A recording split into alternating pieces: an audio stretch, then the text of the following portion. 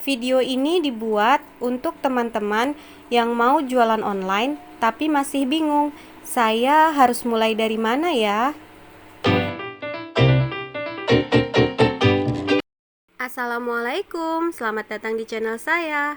Jangan lupa klik like, subscribe, lalu nyalakan notifikasinya ya.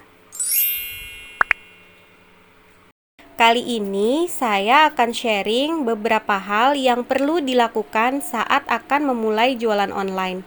Sebelumnya saya kasih disclaimer dulu ya, bahwa sharing ini berdasarkan pengalaman pribadi saya yang belum expert-expert banget. Jadi kalau ada teman-teman yang mau nambahin pengalamannya, boleh banget loh tulis di kolom komentar. Oke, kita mulai sharingnya ya. Langkah pertama yang perlu kita lakukan saat akan mulai jualan online adalah menentukan jenis produk yang akan kita jual. Dari pengalaman saya, untuk awal-awal sebaiknya fokus dulu di satu jenis produk. Misalkan mau jual mainan edukasi kah, atau perlengkapan rumah tangga, atau gamis, atau skincare. Intinya di satu jenis produk. Supaya apa? Supaya tercipta branding dulu nih. Oh, si Puput nih jualan mainan edukasi anak. Jadi nanti kalau ada teman yang lagi cari-cari kado untuk anaknya, atau untuk keponakan, atau untuk tetangga, dia bisa ingat ke kita dan beli di kita. Kalau misalkan di awal-awal teman-teman udah campur-campur produk, nanti orang-orang akan bingung, sebenarnya kita ini jualan apa sih? Saran kedua mengenai produk adalah sebaiknya jual produk yang memang menjadi minat teman-teman. Jujur aja, saya ini pernah ganti-ganti jualan produk.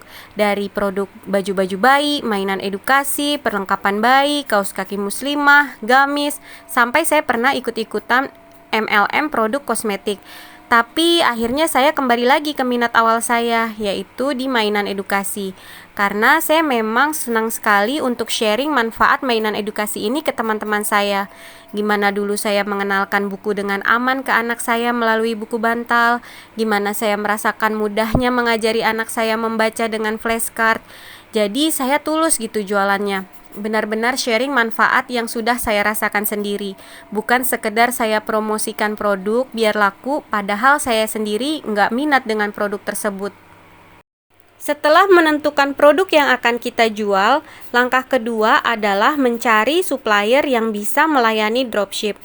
Untuk teman-teman yang baru memulai jualan online, memang sebaiknya tidak perlu langsung stok barang.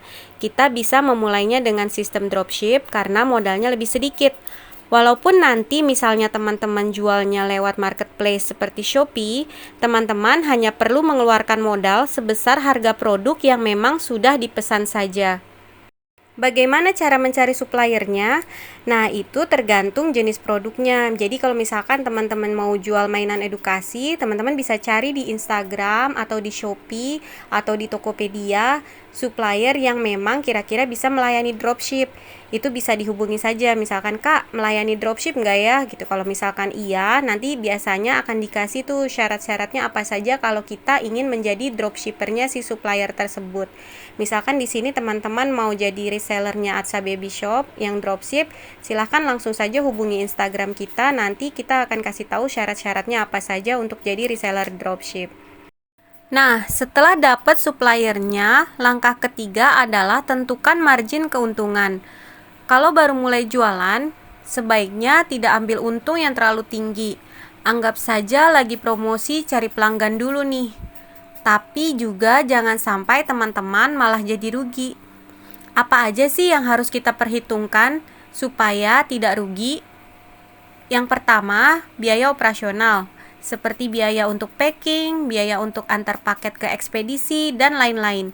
Tapi kalau teman-teman dropship, biaya ini bisa nol ya, karena yang packing dan kirim barang adalah supplier. Yang kedua, biaya admin. Kalau teman-teman jualannya di media sosial, tidak ada biaya admin.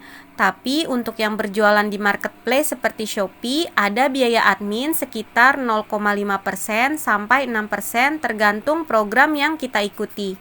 Selain itu juga ada biaya promosi, misalkan nanti teman-teman pakai iklan berbayar. Tapi kalau misalkan awal-awal sih tidak perlu dulu ya, usahakan yang gratis-gratis aja dulu.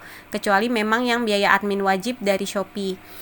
Jadi, kalau setelah dihitung-hitung, total biaya yang kita perlukan adalah sekitar 7%, maka teman-teman ambil untungnya bisa sekitar 10-15%. Tapi kalau ternyata nih di Shopee doang kita jualnya cuma kena biaya admin 0,5%, itu bisa aja teman-teman ambil keuntungannya sekitar 6-10% saja karena masih tetap ada untungnya kan. Nah, langkah terakhirnya adalah teman-teman tentukan skema beli dan jualnya mau bagaimana. Ini saya bagi menjadi 3 skema. Yang pertama, teman-teman beli di supplier lewat WhatsApp, jualnya di media sosial seperti Instagram atau Facebook. Skema ini tidak akan saya bahas lebih lanjut ya, karena teman-teman mungkin sudah familiar. Yang kedua adalah teman-teman jualnya di media sosial, tapi beli produknya ke supplier lewat marketplace seperti Shopee. Skema ini nantinya akan lebih mudah kalau Shopee sudah launching fitur katalog saya yang sudah pernah saya share di video sebelumnya. Nah, yang ketiga adalah skemanya teman-teman beli barangnya ke supplier lewat WhatsApp, tapi jualnya di toko teman-teman di Shopee. Skema ini sering juga disebut dropship dari Shopee ke Shopee. Padahal sebenarnya sih kita hanya cari suppliernya saja di Shopee, tapi transaksi ke suppliernya lewat WhatsApp atau Line. Karena Shopee itu tidak bisa double resi ya. Jadi kalau teman-teman sudah jualnya di Shopee, tidak bisa belinya di suppliernya juga lewat Shopee. Harus transaksi di luar Shopee. Lalu bagaimana caranya dropship dengan membuka toko di Shopee?